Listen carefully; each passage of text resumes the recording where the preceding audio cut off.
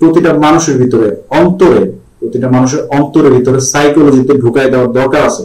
আমার মূল বিষয় এইটা না, কিন্তু এই ব্যাপারগুলো না আলোচনা করে মূল বিষয়ে কথা বলার অ্যাবিলিটি আমার নাই, এই জন্য এই ব্যাপারে একটু আলোচনা করে নিলাম। আমার মূল আলোচনার বিষয় হচ্ছে আমরা কোথায় আছি, এখন আমাদের করণীয় কি। 1971 সালে বাংলাদেশ স্বাধীন হওয়ার পর বাঙালি যেখানে ছিল ঠিক সেখানেই দাঁড়িয়ে আছি, আর মনের আনন্দে মিষ্টি বিলাচ্ছি। যুদ্ধের পর মেধাবী কেউ না থাকায় শেখ মুজিবুর রহমান একা হয়ে যায়। আর দেশে অনেক কিছু ঠিক করার দরকার ছিল, কিন্তু পর্যাপ্ত পরিমাণের মেধা না থাকায় দেশে তেমন কোনো উন্নতি না হয় মানুষ দুর্নীতিকে বেছে নেয় পেশা হিসাবে। কারণ যুদ্ধের পর খুব একটা খারাপ অবস্থা যায়, অনেক মানুষ না খেয়ে মারা যায়। 90-এর দশকে যারা জন্মগ্রহণ করেছেন অনেকেই অনেক স্টোরে শুনেছেন মানুষ অনেক বছর গ্রামের কর্তাদের ভাতের ফ্যান খেয়ে বড় হয়েছে। যখন খাবার না থাকে ভালো মানুষও মানুষের মাংস খায়, আর দুর্নীতি তো ছোট্ট একটা ব্যাপার। আসসালামু আলাইকুম। শুরু করতে হইলে খুব সংক্ষেপে 1947 থেকে 71 পর্যন্ত একটু ঘুরে আসতে হবে, যাতে আমার মূল বিষয় নিয়ে কথা বলতে সুবিধা হয়। 1947 14-15 আগস্ট ভারতে ব্রিটিশ শাসনের অবসান ঘটিয়ে ধর্মের ভিত্তিতে দুইটি পৃথক রাষ্ট্র গঠন করা হয়, ভারত এবং পাকিস্তান। 24 মার্চ 1948 সালে মোহাম্মদ আলী জিন্নাহ কার্জন হলে ভাষণে বলে উর্দু হবে পাকিস্তানের রাষ্ট্রভাষা। অনুষ্ঠানে জিন্নাহর বক্তব্যের সঙ্গে সঙ্গে কার্জন হলে উপস্থিত ছাত্রদের একটি অংশ তখনই নো নো বলে প্রতিবাদ জানায়। দেন আওয়ামী মুসলিম লীগ গঠন হয়। 21 ফেব্রুয়ারি 1952 ভাষার জন্য সূর্য সেনা, রফিক সালাম, বরকত জব্বার তাদের জীবন বিসর্জন দেয়। তারপর 1956 সালে বাংলা ভাষার স্বীকৃতি, তারপর আগরতলা ষড়যন্ত্র মামলা, তারপর আরো অনেক কিছু হয়, এগুলো আপনারা জানেন। দেন 1971 সালে 7 মার্চ রেসকোর্স ময়দানে শেখ মুজিবুর রহমান প্রায় 18 মিনিটের জ্বালাময়ী ভাষণ দেন। 25 মার্চ মধ্যরাতে গণহত্যা শুরু হয়।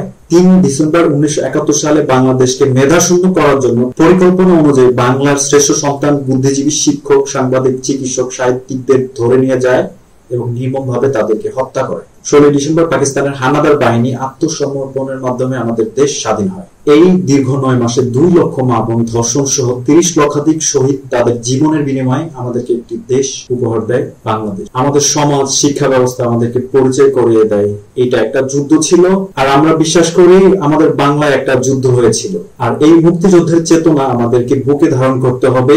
এই চেতনার ব্যাপারটা অনেকভাবে আমাদেরকে স্কুলে বুঝাইছে, কলেজে, বিভিন্ন অনুষ্ঠানে, টক শোতে, বিভিন্ন সেমিনারে আমাদেরকে বোঝানোর চেষ্টা করছে, কিন্তু আমি বুঝি নাই কি এই চেতনা, আর এই চেতনা কিভাবে আমি বুকে ধারণ করব। সবাই বলে এটা একটা যুদ্ধ, কিন্তু এটা একটা যুদ্ধ ছিল না। দেখেন, দুইটা দেশের মধ্যে একটা যুদ্ধ হইলে তাদের মোটামুটি নির্দিষ্ট পরিমাণের সৈন্য, যোদ্ধা, ফায়ার আর্মস, যুদ্ধ বিমান থেকে শুরু করে ট্যাঙ্কস ইত্যাদি জিনিসগুলো থাকতে হয়। আমাদের তো কিছুই ছিল না, আমাদের কোনো দেশও ছিল না। আমাদের শুধু ছিল আমাদের বাঙালি ভাই, বাঙালি বোন, বাঙালি বাবা মা, আমাদের শুধু আমরাই ছিলাম। ভাই, আমাদের উপর নির্যাতন করা হয়েছে, গণ নির্যাতন, যাকে বলে জেনোসাইড। উইকিপিডিয়াতে গিয়ে দেখবেন উল্লেখ করা আছে ভালো মতো।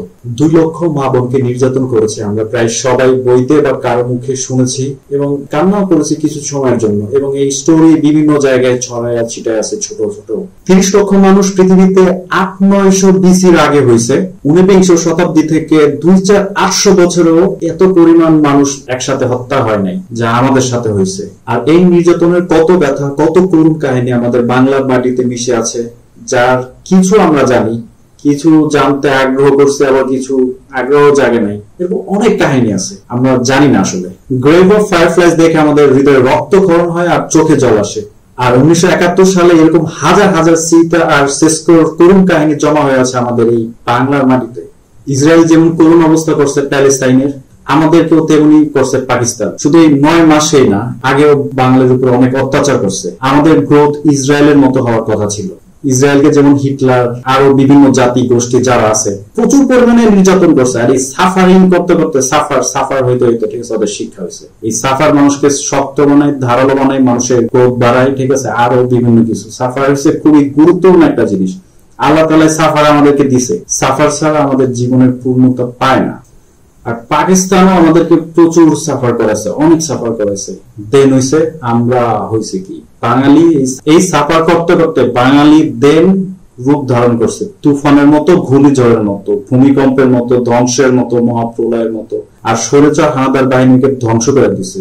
সেই সূর্য সেনাদের সেই মহাপ্রলয় বাঙালির জিন আমাদের শরীরে নিয়ে আমরা 2024-এ, কিন্তু আমরা আবারও আগের জায়গাতেই দাঁড়ায় আছি। মনে হয় আমাদের বুদ্ধিজীবী হত্যার কারণে আমাদেরকে চেতনা ধারণ করা থেকে দূরে সরায় রাখছে, আমাদেরকে মিসগাইড করছে বিভিন্ন মাধ্যমে, ভুল শিক্ষার মাধ্যমে, সস্তা বিনোদনের মাধ্যমে, যাতে আমরা আগাইতে না পারি। আমার মতে চেতনা মানে একটা বিশ্বাস বুকে ধারণ করা, আমরা তুফান, আমরা উল্কা, আমরা শ্রেষ্ঠ, আমরা সাধারণ না, তাই আমরা সাধারণ মানুষের মতো অ্যাক্টও করতে পারবো না, আমরা স্পেশাল।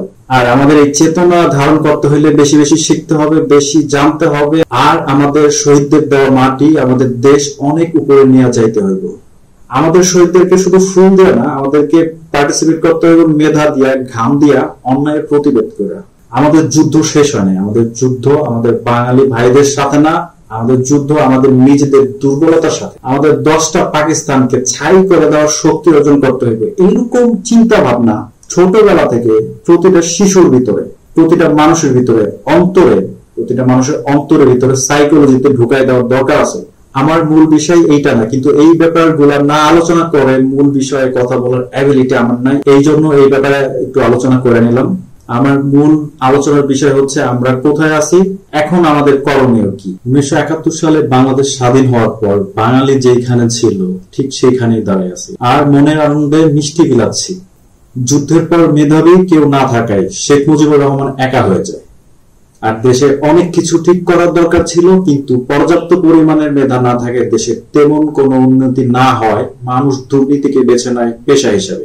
কারণ যুদ্ধের পর খুব একটা খারাপ অবস্থা যায়, অনেক মানুষ না খেয়ে মারা যায়।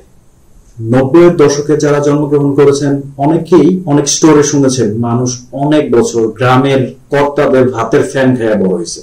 যখন খাবার না থাকে ভালো মানুষও মানুষের মাংস খায়, আর দুর্নীতি তো ছোট্ট একটা ব্যাপার।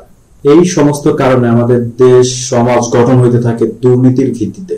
তারপর শেখ মুজিবুর রহমানকে হত্যা করা হয়, দেন জিয়াউর রহমান, তারপর একের পর এক ক্ষমতায় আসে যায়। তারপর বিভিন্ন জন বিভিন্ন সময় ক্ষমতায় আসে। 21 বছর পর আওয়ামী লীগ ক্ষমতায় আসে। 2001 সালের দিন, 1991 সালে নির্বাচন, সংসদীয় 2008 সালের নির্বাচন, ফেব্রুয়ারিতে যুদ্ধ, তত্ত্বাবধায়কদের বিচার, তত্ত্বাবধায়ক সরকার ব্যবস্থা বাতিল। আর এই পুরো সময়টাই আমাদের কোনো পরিবর্তন হয় নাই, কারণ আমাদের শিক্ষা ব্যবস্থার তেমন কোনো উন্নতি হয় নাই। কারণ একজনের বাবা মা সবার ভাই বোন সবাই হত্যা করছে, আরেকজনের স্বামী হত্যা করছে, তাদের বেশি প্রতিশোধের ব্যাপার স্যাপার, এটা নিয়ে অনেকেই ব্যস্ত ছিল।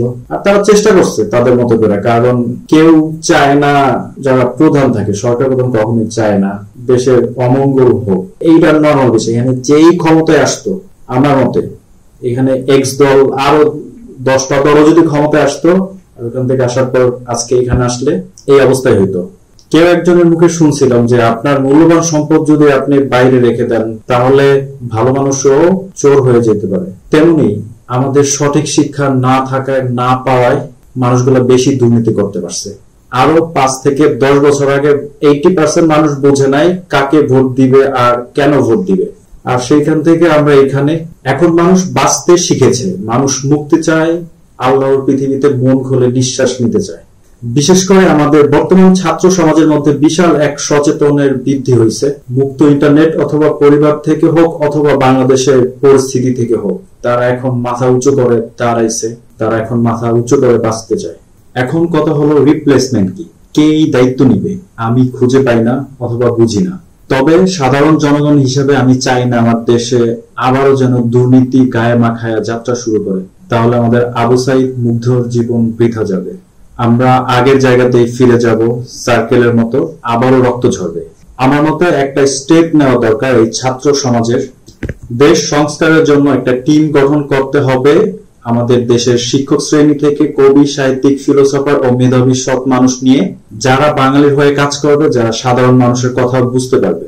তাদের কাজ হবে সাধারণ জনগণের দাবি অনুযায়ী সিদ্ধান্ত নেওয়া। কে হইতে পারে এই দলের কেউ? ছাত্র সমাজ তার সিদ্ধান্ত নিবে। এই দলের কাজ সরকারকে সাহায্য করা, কোন কোন জায়গায় ইমপ্রুভ করতে হবে।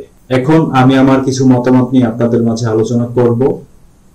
আপনাদের মধ্যে মতবিরোধ থাকতে পারে, কিন্তু আমি মনে করছি এটা আমার বলা দরকার।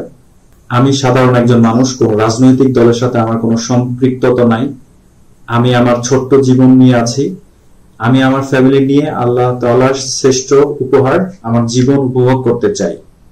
সরকার অনেক অত্যাচার করেছে, বিভিন্ন রাজনৈতিক গ্রুপ হইতে সাধারণ মানুষ এফেক্টেড হয়েছে। আমাদের সরকার যেই এখানে থাকতো না কেন, ক্ষতিগ্রস্ত আমরা হইতামই, কারণ আমাদের উন্নত শির ভেঙে দেওয়া হয়েছিল। আমরা ভালো মন্দ বুঝতে শিখি নাই, কেউ সেখানেও ছিল না। আমাদের উপরওয়ালার সাথে সম্পর্ক ভালো নাই, তাই ন্যাচারালি আমরা অত্যাচার ও দুর্নীতি দেখে জীবন অতিবাহিত করছি। আর এটা পরিবেশের কারণে হয়েছে। এখন সময় হয়েছে পরিবর্তনের। আমরা যদি ভুল করি আবার ৭১ দেখব, বারবার দেখব। তাই ভুল করা যাবে না। প্রথমে আমাদের নিজেদেরকে বদলাইতে হবে। বাংলাদেশকে আগায় নিতে হইলে, আমাদের জাতিকে আগায় নিতে হইলে অবশ্যই আমাদেরকে বদলাইতে হইবে। আমাদের লড়াইয়ের শুরু এখন থেকে।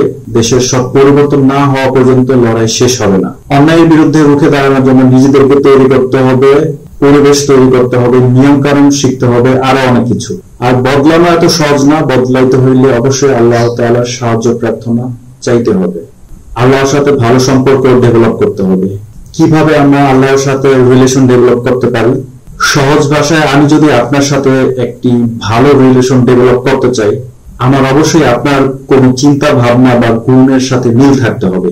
তেমনি মহান আল্লাহ তাআলার সাথে আমাদের ভালো সম্পর্ক ডেভেলপ করতে হলে আমাদেরকে তার গুণসমূহ, যেমন দয়ালু, ধৈর্যশীল, ক্ষমাশীল ইত্যাদি গুণসমূহ ডেভেলপ করতে হবে আমাদের মাঝে।